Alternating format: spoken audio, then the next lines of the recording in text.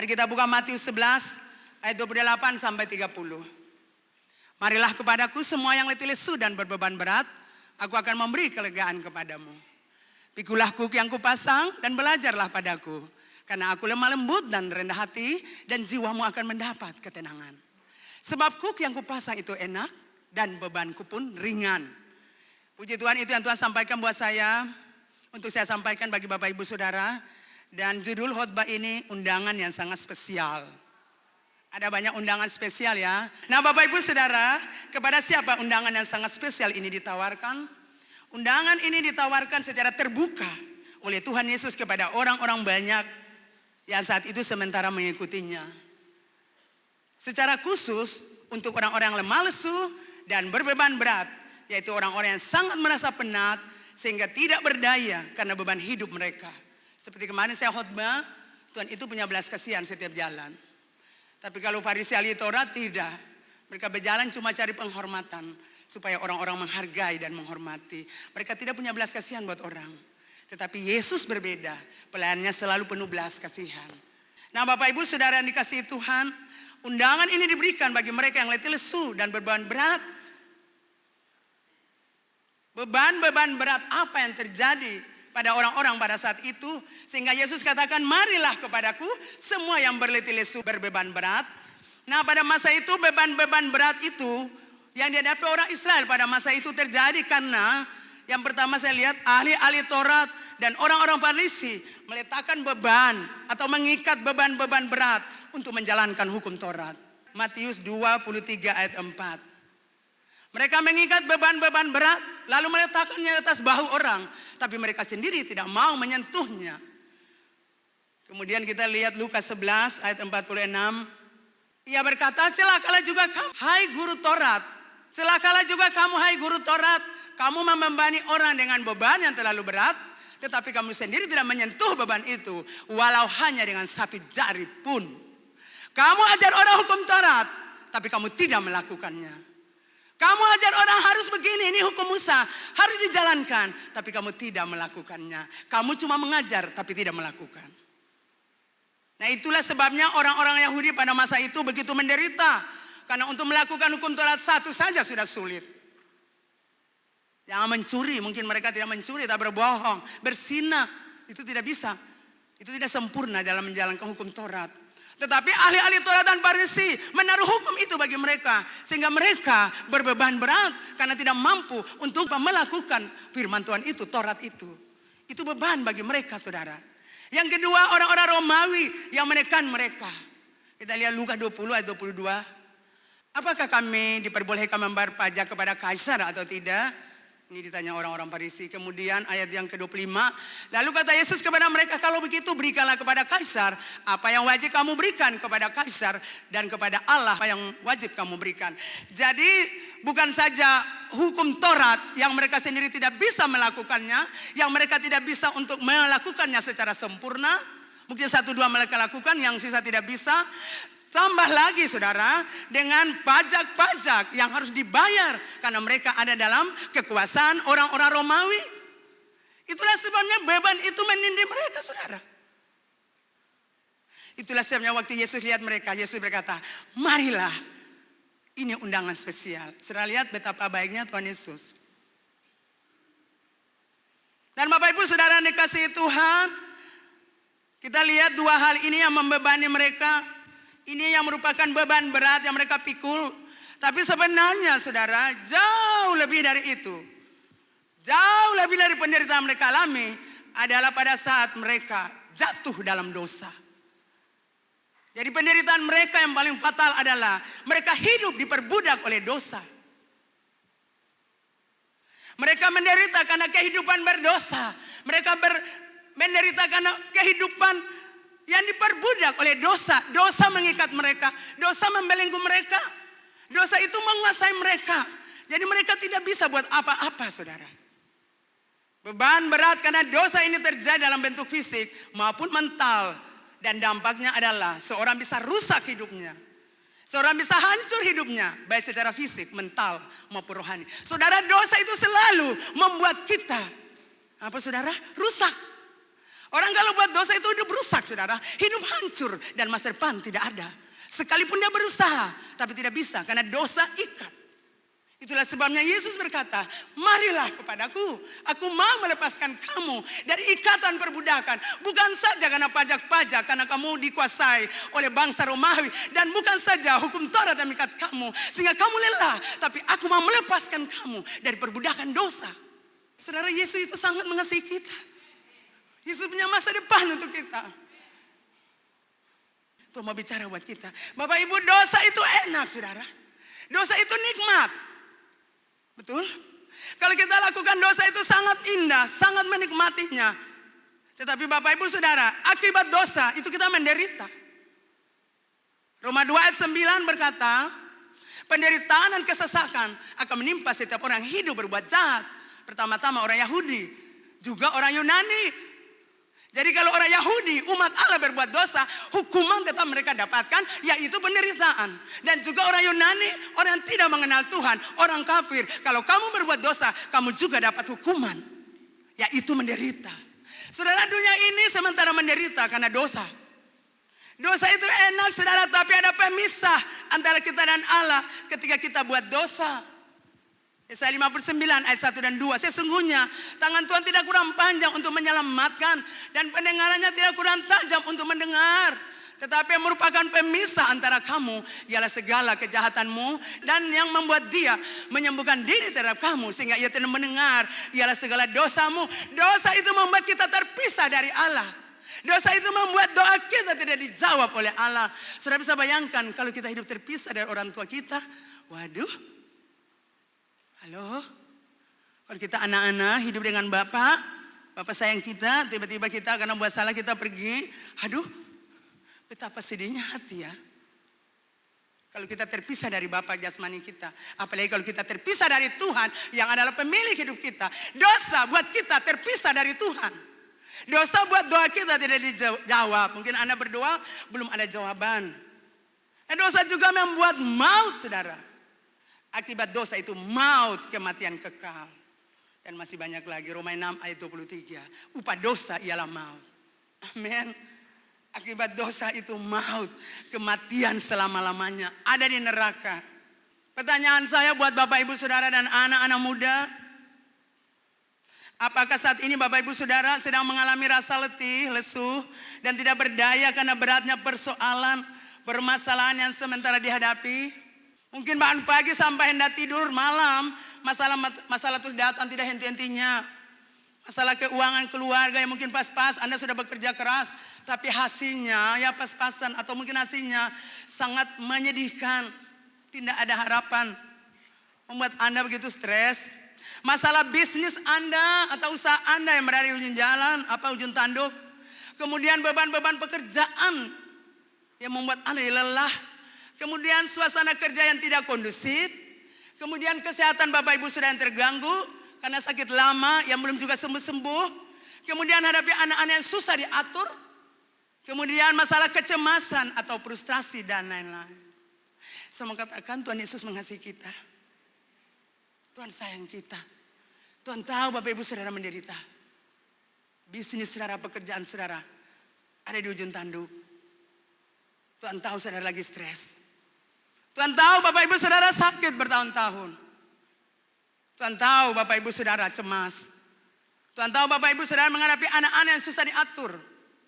Yang suka berontak dan melawan. Anak-anak yang tambah hari tambah besar, membawa ketakutan buat kita.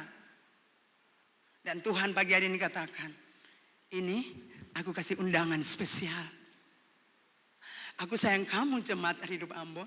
Ini saya kasih undangan spesial untuk kamu. Bapak Ibu Saudara, mungkin Anda sudah banyak mendengar undangan, mendapat undangan dari Tuhan dan sudah masuk dalam undangan itu. Tapi pagi ini undangan ini berbeda, Saudara. Bapak Ibu mau tahu apa isi undangan itu? Isinya adalah aku memberikan kepadamu kelegaan. Ibu-ibu yang lelah, Tuhan bilang aku memberikan kamu kelegaan. Kamu lelah, kamu capek memikirkan banyak hal. Demikian juga bapak-bapak dan anak muda. Tuhan katakan, aku memberi kamu kelegaan. Aku memberi kamu tenang. Aku menyegarkan kamu. Amin. Tuhan memberikan Bapak Ibu Saudara kelegaan. Tuhan akan menyegarkan Anda Bapak Ibu Saudara. Tuhan akan membuat Anda tenang menghadapi semua itu. Tuhan akan melepaskan Anda dari semua yang terjadi. Wow, puji Tuhan. Itu janjinya di dalam surat undangan. Saudara, waktu surat undangan dibuka, saudara baca dalam kelelaan. Aku beri kamu kelegaan, anakku. Masalahmu banyak, tapi aku akan menyegarkan jiwamu yang penat. Masalahmu banyak, tapi aku akan buat kamu tenang menghadapinya. Aku akan melepaskan kamu dari segala ikatan-ikatan, belenggu-belenggu dosa yang mengikat kamu. Aku akan melepaskan kamu dari tradisi, dari adat istiadat yang membuat kamu terbelenggu. Sehingga kami tidak bisa melihat masa depanmu, tidak bisa melihat hal-hal besar di depan. Tuhan mau bilang engkau banyak terikat dengan banyak belenggu. Tapi hari ini aku mau katakan, aku mengasihi kamu. Aku ada untuk tolong kamu. Aku tahu kau lesu. Aku tahu kau banyak menangis. Dan aku ada untuk kamu. Amin. Anak-anak muda, Tuhan katakan, aku ada untuk kamu. Masa depanmu ada. Yeremia 29 ayat 11. Aku kasih kamu masa depan. Aku tahu kau menderita. Tapi aku ada untuk kamu. Dan pegang janjiku itu. Karena sekali aku berjanji, aku tepati. Ada 3 hal yang harus kita lakukan. Supaya jiwa kita mendapat ketenangan. Semua orang di bumi ini, saudara, ingin mendapatkan ketenangan. Kita tenang bukan karena uang banyak, saudara. Uang tidak bisa buat kita tenang. Harta kita yang banyak tidak bisa buat kita tenang. Barang-barang mewah di rumah kita tidak bisa buat jiwa kita tenang, saudara. Orang berpikir dengan banyak harta, punya jabatan, punya kedudukan, punya rumah yang banyak, deposito yang besar di bank, maka jiwanya akan mendapat ketenangan. Wow, itu salah dan keliru. Hanya Tuhan Allah yang menciptakan kita, yang adalah pemilik hidup kita, yang tahu untuk memberikan ketenangan bagi jiwa yang letih, lesu. Di luar Yesus tidak ada ketenangan. Jadi Bapak Ibu sekali lagi dengar, 3 hal yang Yesus mau kasih buat Bapak Ibu Saudara. Supaya Bapak Ibu Saudara punya jiwa itu tenang. Supaya Bapak Ibu Saudara punya jiwa itu baik-baik saja. Yang pertama, datang kepada Yesus. Ayat 28 berkata, marilah kepadaku semua yang letih lesu dan berbeban berat. Aku akan memberi kelegaan kepadamu. Tuhan Yesus memanggil Anda untuk datang kepadanya dan mengikutinya. Jadi mengikut Yesus artinya percaya kepada Tuhan sebagai Tuhan dan Juru Selamat pribadi serta hidup di dalam firman-Nya. Ini adalah tindakan yang menentukan dan bersifat pribadi. Jadi Anda Bapak Ibu Saudara harus datang terima Tuhan Yesus dalam hidup sebagai Tuhan dan Juru Selamat pribadi. Bapak Ibu Saudara yang menentukan. Bapak Ibu Saudara yang ambil keputusan. Saya mau datang buat Tuhan. Saya mau tinggalkan hidup berdosa. Dan saya mau terima Yesus dalam hidup. Itu keputusan yang akan menentukan masa depan Anda. Itu keputusan yang akan mengubah cara hidup Anda. Itu keputusan yang membuat Anda aman di depan. Jadi bukan orang paksa Anda untuk bertobat. Jadi istri-istri tidak boleh paksa suami bertobat. Dan suami-suami tidak paksa istri bertobat. Masing-masing kita ambil keputusan untuk bertobat dari cara hidup yang salah. Untuk datang kepada Tuhan. Anak-anak juga tidak bisa paksa orang tua. Atau orang tua tidak bisa paksa anak-anak. Setiap keputusan itu dari kita. Kita yang memutuskan. Saya mau datang kepada Tuhan. Saya mau serahkan hidup saya buat Tuhan. Saya mau minta Tuhan hadir dalam hidup saya. Sebagai Tuhan dan Juru Selamat pribadi. Itu keputusan saya. Dan keputusan ini sangat menentukan sejarah hidup Anda.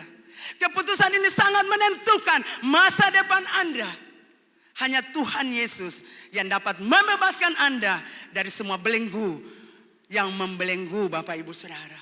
Bapak Ibu Saudara sekarang ini belenggu-belenggu yang ikat orang di bumi banyak. Lucifer itu penjahat, pembunuh kecil, roh kesombongan.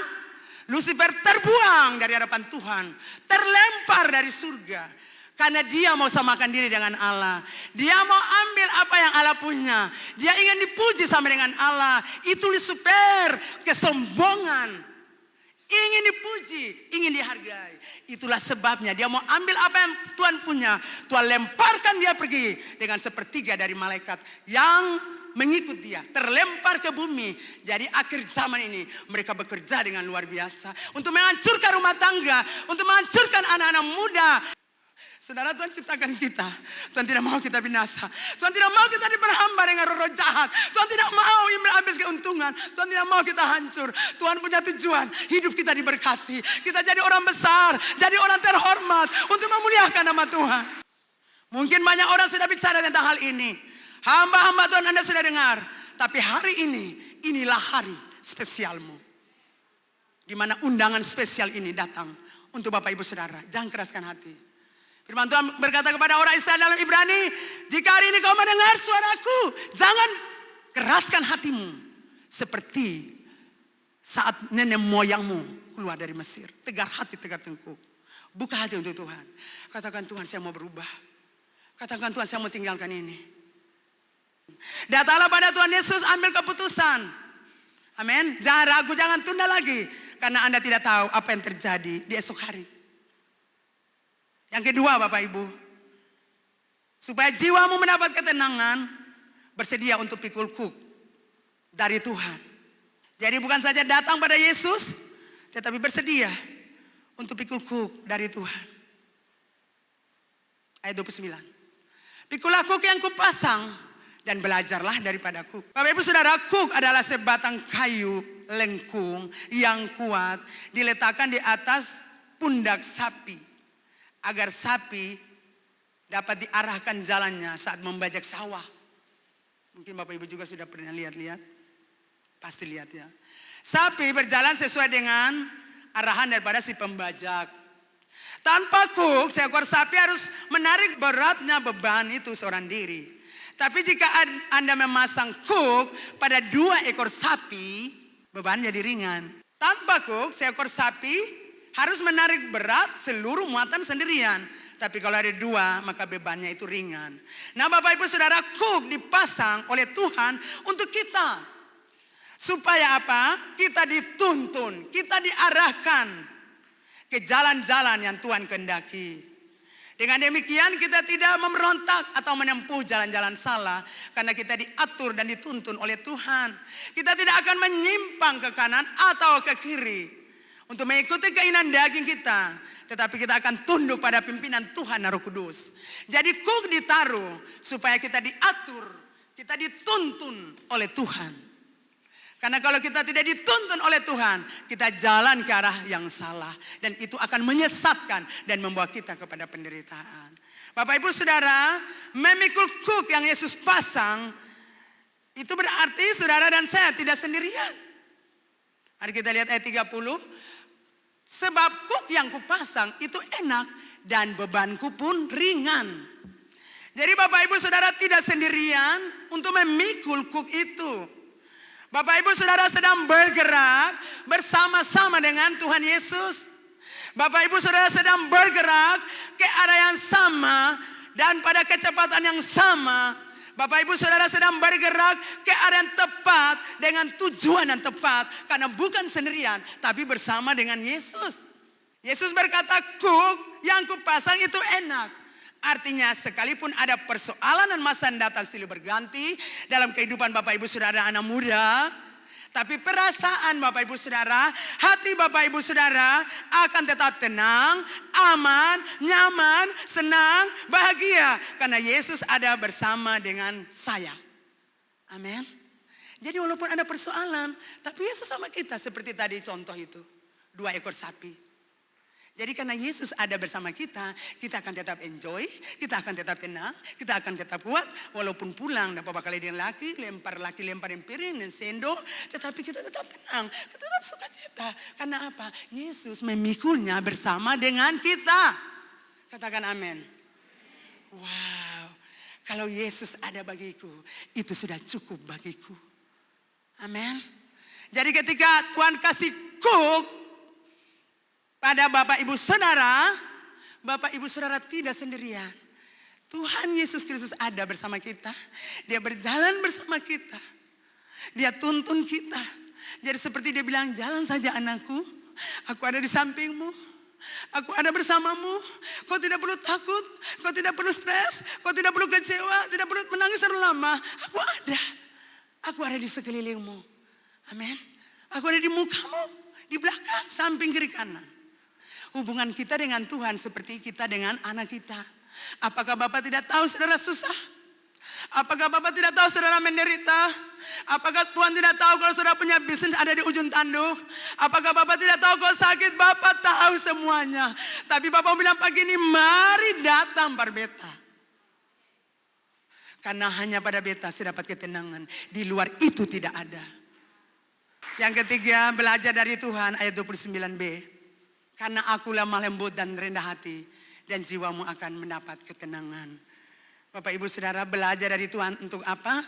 Lemah lembut dan rendah hati. Dua hal kita harus belajar dari Tuhan. Lemah lembut artinya baik hati, tidak pemarah, peramah. Jadi kalau kita bicara lemah lembut, itu baik hati, itu peramah. Nah, ciri-ciri orang yang lemah lembut, satu, orang itu rendah hati.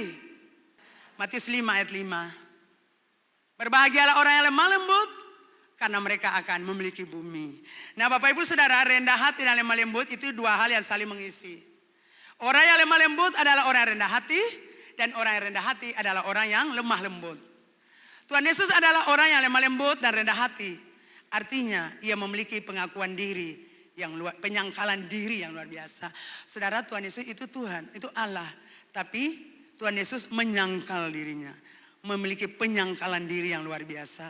Kita bisa lihat Filipi 2 ayat 6. Yang walaupun dalam rupa Allah, tidak menganggap kesetaraan dengan Allah itu sebagai milik yang harus dipertahankan. Melainkan telah mengosongkan dirinya sendiri, mengambil rupa seorang hamba, dan menjadi sama dengan manusia. Itu Allah saudara, itu Tuhan. Tapi mengambil rupa manusia, dan menjadi sama dengan manusia. Yesus memiliki penyangkalan diri yang luar biasa. Itu orang rendah hati saudara. Rasul Paulus juga adalah orang yang lemah lembut dan juga rendah hati. Ketika penginjilan untuk orang-orang Yunani, Paulus berkata, saya menjadi seperti orang Yunani. Dan ini penyangkalan diri saudara.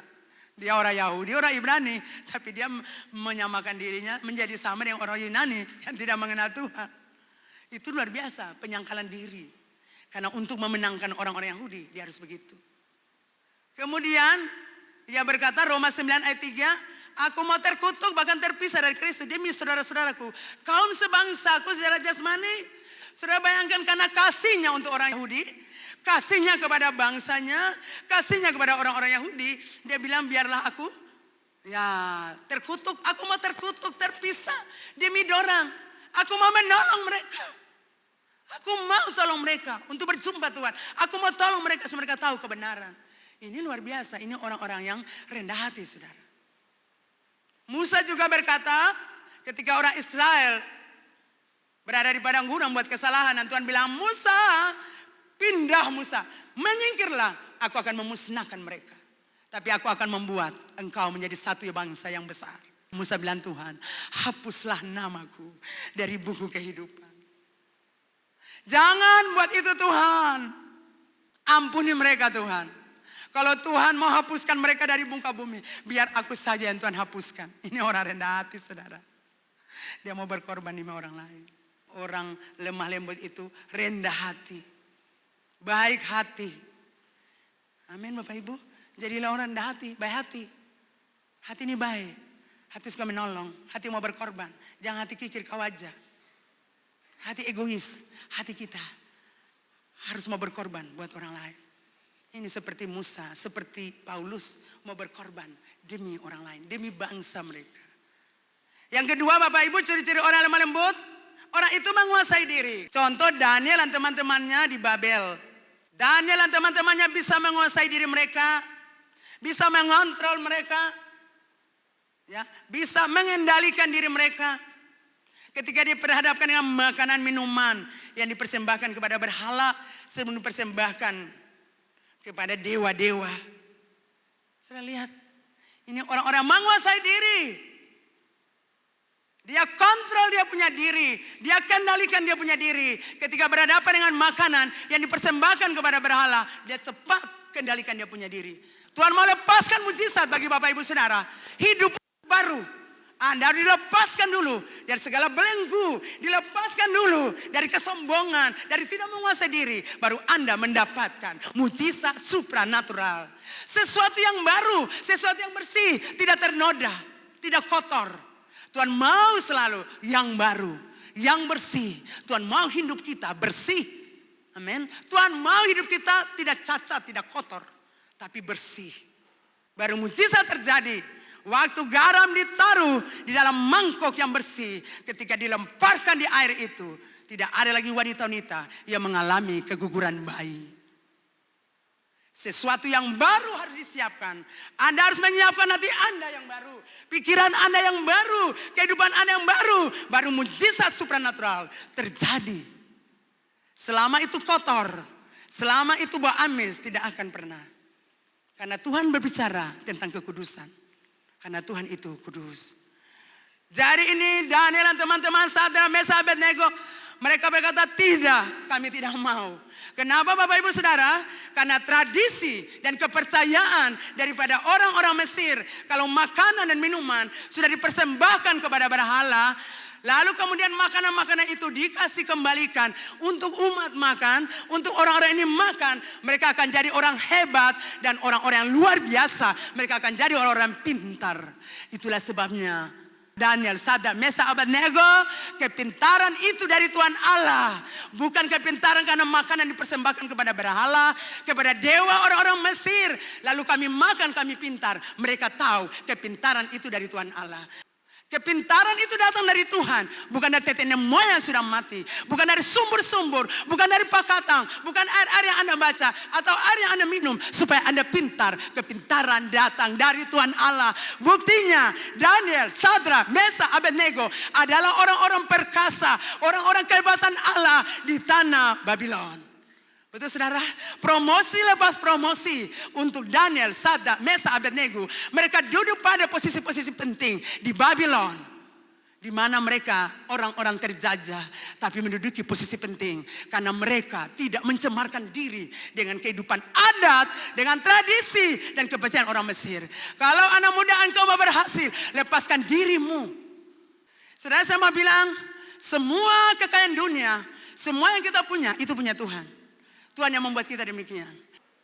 Nah Bapak Ibu Saudara, lemah lembut itu bukan hanya sekedar kita kontrol diri kita. Tetapi Tuhan kontrol diri kita. Itu berarti ketika kita melihat satu dosa, orang yang lemah lembut itu akan memiliki amarah Tuhan. Jadi saudara dengar, lemah lembut itu bukan seperti dia ramah, bukan. Baik hati, bukan sampai di situ. Orang lemah lembut itu, dia kontrol dia punya diri. Tetapi juga dia dikontrol oleh Tuhan.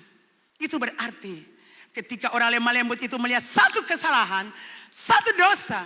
Orang yang lemah lembut itu akan memiliki kemarahan Tuhan. Contoh Musa. Musa adalah orang yang lemah lembut. Tetapi ketika ia turun dari Gunung Sinai setelah menerima 2 loh batu. Dan melihat orang Israel menyembah lembu emas. Apa yang Musa lakukan Bapak Ibu Saudara? Waktu dia turun itu. 2 loh batu itu dia angkat, kemudian dia banting, pecah. Nanti kemudian ditumbuk-tumbuk, dihaluskan, dikasih air, diminum oleh orang-orang Israel. Itu tanda penyucian dosa, penyucian dari hidup yang kotor dan najis. Sudah lihat? Mungkin kita berkata, kenapa sih dia hamba Tuhan? Dia bersikap seperti itu? Kenapa dia marah, tidak terkontrol? Orang lemah lembut, kontrol dirinya. Tapi juga dia dikontrol oleh Tuhan. Ketika dosa terjadi di situ, dia akan berdiri dan berbicara. Dia harus tegas berbicara. Itu dosa. Itu orang lemah lembut. Musa tidak ada orang lembut hati seperti dia di muka bumi. Firman Allah berkata tidak ada seorang pun yang lembut hati seperti Musa. Tidak ada saudara. Tapi ketika dia berhadapan dengan dosa itu, kemarahan Tuhan ada di hatinya. Dia banting itu di hadapan mereka. Itu kemarahan Tuhan. Jadi orang lemah lembut bukan saya kontrol diri. Tapi ada dalam kontrol Tuhan. Kalau salah dia akan bicara tegas. Kalau salah dia akan berbicara sampai Anda telinga tuli. Ini adalah amarah yang benar. Amarah yang kudus. Orang yang lemah lembut bukan saja memiliki sifat kontrol diri, tapi dia dikontrol oleh Tuhan. Dan dia mempunyai amarah Tuhan. Katakan amarah Tuhan. Jadi kalau hamba Tuhan di sini Anda bicara, saudara salah, buat dosa, dan hamba Tuhan bicara, Anda bilang, ini boleh lebih baik, ini boleh sembahyang. Setiap orang lemah lembut, saudara dengar, dia kontrol dia punya hidup. Seperti Sadrak Mesak Abednego. Tidak. Kami tidak akan makan. Tidak. Tapi berhadapan dengan Musa. Dia lemah lembut. Dia begitu sabar untuk orang Israel. Tapi berhadapan penyembahan Baal. Tidak. Dia banting itu. Itu kemarahan Tuhan. Ya, itu luar biasanya Tuhan. Saudara lihat Daud. Ketika dia datang di pertempuran karena disuruh bapaknya. Eliab pakannya menghina dia. Betul Bapak Ibu? Saudara di sini lalu siapa lihat 2-3 ekor kambing domba? Maksudnya pertama sana, bukan di sini. Kenapa sih? Saudara, apakah itu sakit buat Daud? Tapi itu ringan. Karena masalah pribadi saja akan ringan. Itu ringan saudara. Daud kontrol dirinya. Amin. Dia tidak terluka dengan kakaknya punya pembicaraan. Dia tidak tersinggung. Itu apa tadi? Dia tidak marah. Dia tidak langsung hantam dia punya kakak. Tidak. Dia kuasai dirinya. Karena itu hanya masalah kecil. Masalah tersinggung. Tetapi saudara lihat ketika Daud berhadapan dengan Goliat. Ketika dia dengar Goliat berkata, wow, kepada orang Israel. Saudara, apakah Daud diam seperti kepada Eliab? Kalau kepada Eliab dia diam. Tetapi kepada Goliat tidak saudara. Dia berkata, siapa orang Filistin yang tidak bersunat itu? Berani-berani dia menentang Allah. Wow, ini luar biasa. Daud orang yang lemah lembut itu bisa menguasai diri waktu bicara dengan kakaknya yang membuat dia tersinggung.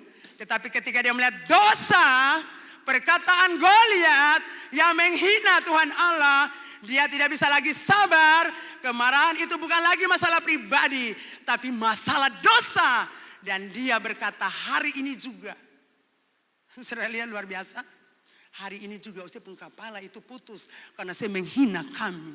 Punya Tuhan Allah yang hidup. Amin saudara. Setiap kali kita berhadapan dengan orang yang hidup di luar kebenaran. Yang menghina kebenaran. Yang menghina Tuhan dan pelayanannya. Kita akan berdiri seperti Daud. Apa yang kau katakan tentang Tuhan itu tidak benar. Jadi Bapak Ibu saudara yang dikasihi Tuhan. Kemarahan itu bukan lagi kemarahan pribadinya. Tapi itu masalah dosa. Dan ketika Anda melayani Tuhan. Pelayan-pelayan Tuhan dengar. Hamba-hamba Tuhan dan para pelayan Tuhan dengar. Ketika Anda melayani Tuhan Allah punya pekerjaan. Masalah pribadi adalah masalah kedua. Katakan masalah kedua. Masalah kedua. Di mana Anda harus menguasai diri. Seperti orang bilang Anda macam-macam. Anda harus kuasai diri. Kontrol diri. Kendalikan diri Anda. Untuk tidak berkelahi. Contoh. Tapi kalau kemarahan itu adalah marah karena dosa. Maka di situ Anda harus marah. Orang yang lemah lembut. Bukan saja kontrol dirinya. Tetapi dia juga dikontrol Tuhan Allah. Dia akan bawa kemarahan Tuhan. Untuk mengatakan kepada seseorang yang hidup tidak benar. Berkata tidak benar. Itu tidak benar. Amin. Anda harus bawa kemarahan Tuhan Allah. Kalau orang buat dosa. Kalau orang bicara tidak benar. Anda harus bawa itu seperti Musa. Amin. Amin saudara. Saudara zaman raja-raja Israel. Banyak nabi-nabi, banyak hamba Tuhan. Tapi Yesaya, Yeremia, khususnya Yeremia. Dia berdiri atas kebenaran. Dia tidak takut mati. Tidak takut mati. Perkataan-perkataan selalu pedas. Dan Tuhan mau cari itu di jemaat hidup Ambon. Bawalah kemarahan Tuhan untuk setiap dosa yang orang sementara buat. Jangan Anda tutupi, jangan Anda simpan. Anda harus katakan supaya menolong dia keluar dari hidup berdosa. Supaya dia dilepaskan, supaya dia dibebaskan. Amin saudara. Jadi kalau Anda ditegur untuk sebuah kesalahan, Anda harus bersedia menerima. Jangan, aduh orang itu paling kasar. Kalau Tuhan bikin salah sedikit bakal lain. Karena dia bawa kemarahan Tuhan Allah. Orang yang lemah lembut, dia kuasai diri. Tapi juga dia dikontrol Tuhan Allah. Di mana ada dosa, kejahatan, kesalahan, dia akan berbicara. Seperti Musa. Dia banting itu. Seperti Daud. Oke lah Eliab yang masalah. Yang masalah itu masalah kedua. Tersinggung saja karena dia hina beta. Tapi kalau sudah bicara kebenaran, beta harus berdiri untuk kebenaran. Beta harus berdiri, bahwa saya Goliat, saya menghina beta pun Tuhan. Oh saya akan mati. Saya pun kepala burung-burung makan. Jadi Bapak Ibu Saudara dikasihi Tuhan. Lemah lembut di sini artinya menguasai diri. Dan juga bukan hanya menguasai diri. Tetapi kita dikontrol oleh Tuhan. Bukan saja menguasai diri atau kontrol diri kita. Tetapi kita juga dikontrol oleh Tuhan. Orang yang lemah lembut bukan hanya menguasai diri. Tetapi dia juga memiliki amarah Tuhan. Jadi jika Anda dalam kontrol Tuhan. Ketika Tuhan marah. Maka Anda harus marah. Amin. Sudah lihat Tuhan Yesus itu orang lemah lembut di muka bumi. Dia Tuhan, dia Allah, dia mengasihi umatnya. Tapi ketika berhadapan Farisi, hei Farisi Taurat, celaka kamu. Kalau kita baca bagaimana Yesus mencela Farisi dan ahli Taurat. Itu kemarahan Tuhan saudara. Karena dia munafik, dia pembohong, dia sombong. Dia melayani Tuhan, tapi ini dipuji, ini dihargai. Dia melayani Tuhan, tapi tampil seperti malaikat yang tidak punya dosa. Makanya Tuhan bilang, kamu seperti kubur yang terlabur putih. Kamu lihat cantik, tapi hatimu penuh tulang belulang, kebusukan, kesombongan, kebencian, dendam, sakit hati, iri hati, suka menarikan diri. Kau pembohong, kau penipu. Kalau orang datang dengan perkelahian, hidup sembarangan, beranikah Anda bicara buat dia bahwa itu salah, pornografi itu salah, berzina itu salah, berselingkuh itu salah? Beranikah? Jadi ribuan orang akan datang, tapi wadah harus disiapkan. Pelayan-pelayan Tuhan yang mengontrol diri dan juga membawa kemarahan Tuhan. Selama Anda tidak bawa kemarahan Tuhan, Anda tidak pernah dipakai Tuhan Allah. Maukah Anda masuk dalam golongan Musa dan Daud? Halo? Bawa kemarahan Tuhan. Kalau lihat orang hidup berdosa bilang. Yang terakhir berserah kepada Tuhan. Mengapa kita harus berserah? Karena kita adalah manusia yang terbatas. Tapi Tuhan tidak pernah terbatas. Karena dia Allah yang berkuasa. Mungkin Anda sudah lelah letih lesu dengan persoalan yang Anda hadapi. Anda tidak tahu buat apa. Anda mungkin sudah menyerah. Sudah pasrah ya Tuhan, apa mau jadi jadilah.